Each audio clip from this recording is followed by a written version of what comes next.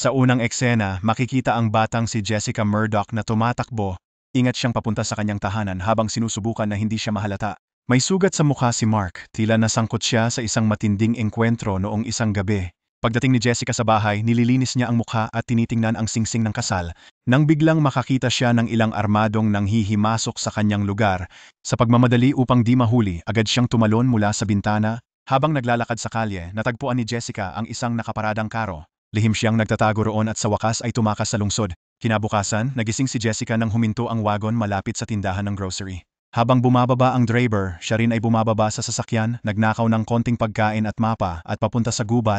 Pagkatapos maglakad maghapon, natagpuan niya ang isang ranch at nagpa siya matulog doon para sa gabi. Maagang kinabukasan, sinubukan ni Jessica magnakaw ng kaunti pang paglalakbay, hinaharap siya ng may-ari ng ranch na si Frank Lerner, ngunit sa halip na pagsabihan, inanyayahan siya sa loob para sa almusal. Mukhang masakit sa kanya na makita siyang naguguluhan. Matapos ng sandali ng magsilbing pagkain kay Jessica, isinubo niya ito para bang gutom na siya sa loob ng ilang araw.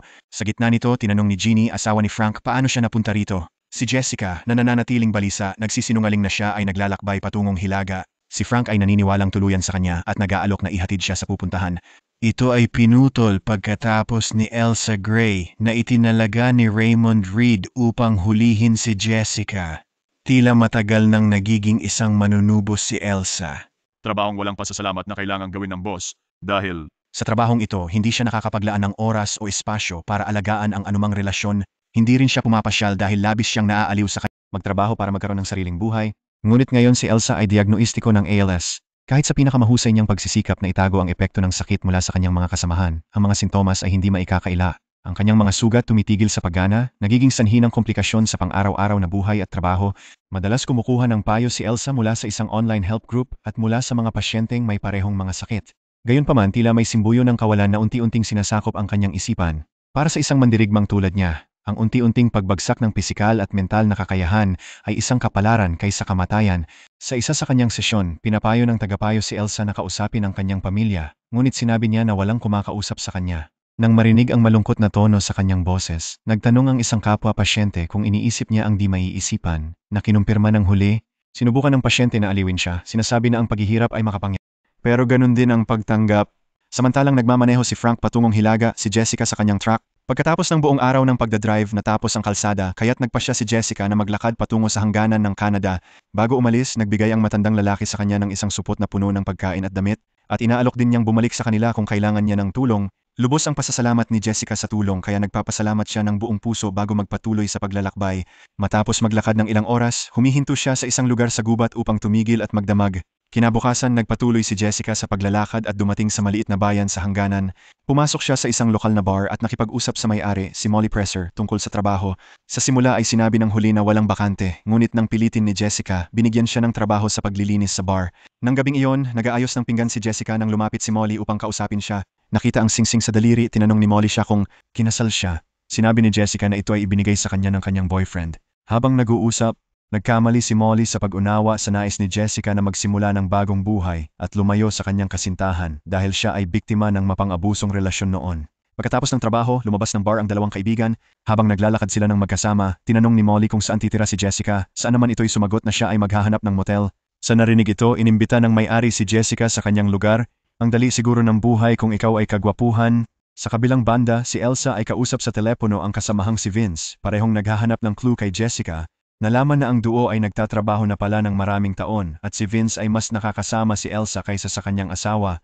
Ngunit sa kabila ng kanilang pinakamabuting pagsisikap, hindi pa rin nila natatagpuan si Jessica. Tumawag si Raymond kay Elsa at inuudyukan siya na magtrabaho ng mas mabilis. Sabi niya hindi nila pwedeng hayaan si Jessica tumawid sa hangganan kahit anong presyo. Ang eksena ay bumalik sa nakaraan. Ipinapakita ang gabi ni na Jessica at nobyong si Ian habang nagsikamping sa kagubatan. Siya ay mahal ang kagubatan. Habang sila ay nag-e-enjoy sa bonfire, lumitaw ang isang aso. Kahit nagbabala si Ian na huwag hawakan ito, tinuloy ni Jessica ang pag-aalmas sa aso at kahit ibinigin ito habang natutulog, kinabukasan nagising ang mag-asawa upang makita ang ilang pulang tuldok sa katawan ni Ian pati na rin sa paa ni Jessica.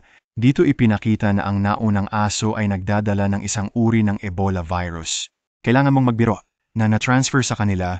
Ito ang dahilan kung bakit sinusubukan ng mga autoridad na mahuli si Jessica agad bago niya hindi sinasadyang mag-trigger ng isang pagkalat. Habang nagpapatuloy ang flashback, ang kondisyon ni Ian ay lumalala agad na may kupas at lumalabas na dugo.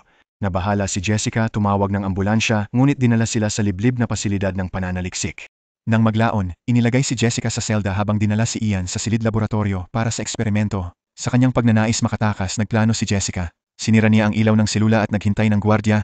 Pagpasok niya, tinamaan siya ng matalas na piraso ng basag na salamin at nagmadaling hanapin si Ian. Muling makita niya ito na halos tila zombified state. Bago siya makarating, umandar ang emergency alarm. Iniwan si Jessica na walang pagpipilian kundi tumakas mag-isa. Iniwan ang kanyang nobyo na mamatay. Sa kasalukuyan, tumanggap si Elsa ng tawag mula sa katrabaho tungkol sa ranch kung saan nanatili si Jessica. Siano 027Y saka magmamaneho patungo sa lugar upang hanapin ang posibleng mga tala. Pagdating sa lugar, si Elsa ay nakasuot ng hazmat suit at pumapasok sa gusali. Habang siya'y nagmamasid, nakita niya ang lugar na magulo at may dugo sa lababo. Hindi nagtagal, napansin niya si Jeannie kaya agad siyang lumabas. Sumunod si Elsa sa kanya sa bodega. Bigla silang minasakir ni Frank at Jeannie na ngayon ay nagiging mga nilalang na parang zombie. Naglalakad silang may pagmamalupit patungo kay Elsa, ngunit swerte't may armas si Elsa na ginamit niya sa kanyang depensa. Sa sumunod na sandali, tumawag si Elsa kay Raymond at nagdemand ng paliwanag. Sa puntong ito, ibinunyag niya ang tungkol kay Adian Gen, isang tech conglomerate na nagsasagawa ng eksperimento sa isang virus kasama ang pamahalaan ng US. Ang naunang aso ang unang nasubukan at tagapagdala ng virus. Ngunit sa kasamaang palad nakatakas ang aso mula sa pasilidad at nakipag-ugnayan kay Ian at Jessica. Pagkatapos nito, patuloy na naipapasa at nagmumuta ang virus sa isang hindi maipaliwanag na paraan. Ibig sabihin nito na wala siyang ipinapakitang senyales ng sakit. Gayunpaman, hindi niya alam ang panganib at siya'y di sinasadyang nagkakalat ng virus sa lahat ng makakasalamuhan niya. Ayon kay Raymond, si Jessup ang walang kamalayan. Tumatakas si Sherika dahil pinaghihinalaang siya ng autoridad sa pagpatay.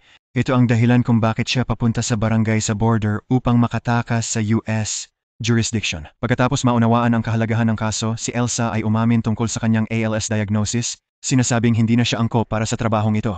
Sobrang nagulat siya, alam na alam ni Raymond ang kanyang sakit. Bukod dito, kinikilala niya na kanilang pinili siya ng buong katalinuhan para dito dahil naniniwala siya na ang isang may malubhang sakit ay wala nang mawawala. Sa kabila nito, inuutos pa rin niya na hulihin si Jessica, patay o buhay, upang maiwasan ang pagkalat ng sakit. Nagpadala ng video message si Elsa mula sa isa sa kanyang mga kasamahan kung saan nakita si Jessica, kaya't agad siyang nagmamaneho patungo sa bayan sa border. Sa kasalukuyan, magising si Jessica sa umaga at nagdesisyon na maglakad. Bago umalis, kumatok siya sa pinto ng kwarto ni Molly upang tanungin kung gusto nitong sumama. Ngunit nang siya, walang nakuha ang tugon. Naniniwala siya na tulog pa si Molly at lumabas mag-isa. Sa katunayan, si Jessica ay di sinasadyang naipasa ang virus kay Molly kaya siya ay nahihirapan sa loob ng kwarto. Sa huli, habang naglalakad si Jessica sa kalsada, bigla siyang nakita ni Elsa. Nakaramdam ng paparating na panganib, agad siyang tumakbo. Sinubukang habulin ni Elsa, ngunit pinigil siya ng sakit. Bumalik si Jessica sa bahay ni Molly at nag-impake ng gamit upang umalis. Sa gitna nito, narinig niya ang di pangkaraniwang ingay mula sa kwarto ni Molly, kaya umakyat siya upang mag-check. Pagbukas niya ng pinto, nagulat siya sa isang nakakatakot na tanawin, isang nagdudugong at zombified na version ni Molly. Biglang nabuhay ang zombie at rumagasa patungo kay Jessica. Sa pagmamadali na iligtas ang sarili, kumapit si Jessica sa kawali at aksidenteng sinaktan ang kaibigan hanggang sa mamatay. Susundin ng Diyos, si Jessica ba ang masama dito? Sumusunod. Nakaupo siya sa tabi ng bangkay ni Molly at hindi mapigilang umiyak. Sa panahong ito, napagtanto niya na may seryosong mali sa kanya, yamang ang mga taong nasa paligid niya ay namamatay. Bukod dito, natuklasan niya na ang kanyang buhok ay nagsimulang bumagsak din. O Diyos, lalo pang mas masama. Makalipas ang sandali, sinundan ni Elsa si Jessica at hinuli gamit ang baril. Sinasabi niya pagkatapos ng buong kahibangan, ipinaliwanag paano niya ipinapalaganap ang nakamamatay na virus sa mga tao. Sa ngayon, si Jessica ay nagpapakita ng sintomas ng viral infection, ngunit kabaliktaran sa ibang biktima, nananatili ang kanyang mental na abilidad. Iniisip ni Elsa ito bilang palatandaan ng pag-asa at sinusubukang kumbinsihin siyang sumuko.